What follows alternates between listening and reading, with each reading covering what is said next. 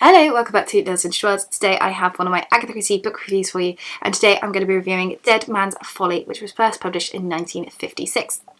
So this book starts with our lovely Ariadne Oliver, the crime writer.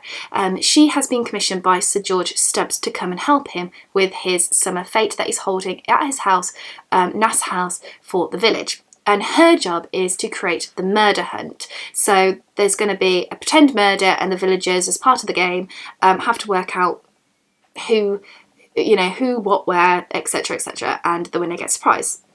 So she does that, but then something doesn't seem right. So she gets in touch with Poirot, says, "Come down quickly." He rushes down, and he's like, "I'm not coming to help you with the murder hunt." She's like, No. I think an actual murder is going to take place, and it does. And it's so good. I love this book. I know I did my favourite Agatha Christie books and it didn't feature in that, but it's because there's so many books that I love of Agatha Christie's. I have to be really harsh, but if I had like an extra 5 or extra 10 that I could say that I love this one so much. It's 5-star amazingness, and I want to run through why you should read it. The first reason why you should read this book is because of the sheer presence of Ariadne Oliver. She is absolutely amazing. She brings this air of lightness to Poirot books. The thing is, Poirot books at the beginning had Captain Hastings as the narrator, and it brought this kind of lightness and almost humour to the books, despite it being obviously a crime and murder mystery. And the later ones where Hastings doesn't appear, they get a bit darker because you haven't got that kind of light and shade. But with Ariadne, she brings that light back. She is a crime writer. She's quite bohemian with this funny bird nest hair and wears lots of necklaces. She's quite eccentric and she's just wonderful. She comes out with these great one-liners, like I think pretty much in every book that she's in. Well, if a female was head of Scotland Yard, it's wonderful, and she's always trying to guess who's done the murder. She's like, "Oh, I'm sure it was so-and-so. Oh, it's so-and-so," and she's just a fab. So her presence being in this book really just makes it feel very special.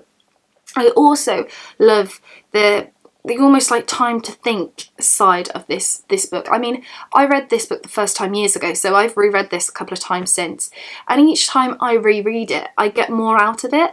And this time it was just the notion of that time and Poirot asking those questions, and slowly the questions you can see that he's asking, you can see him working it out, and it was really, really good. I loved that. I also loved the details in this book as well. I mean, what chapter 16 part 1, it's about Poirot sat in a square chair in front of a square fireplace in his square London home.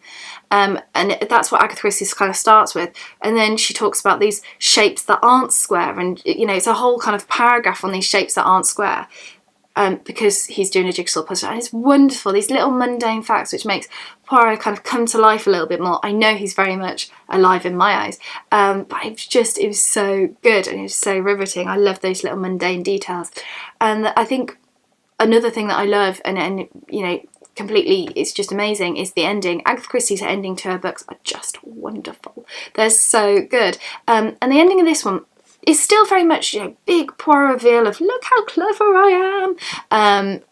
But it's very intimate. It's not a big, huge group. He's having a chat with one person here. I'm not going to say who it is because it'll spoil it. But he has a chat with just one person, does the big reveal thing. And the last kind of few sentences, last couple of paragraphs, they're so bold and they're so hard-hitting.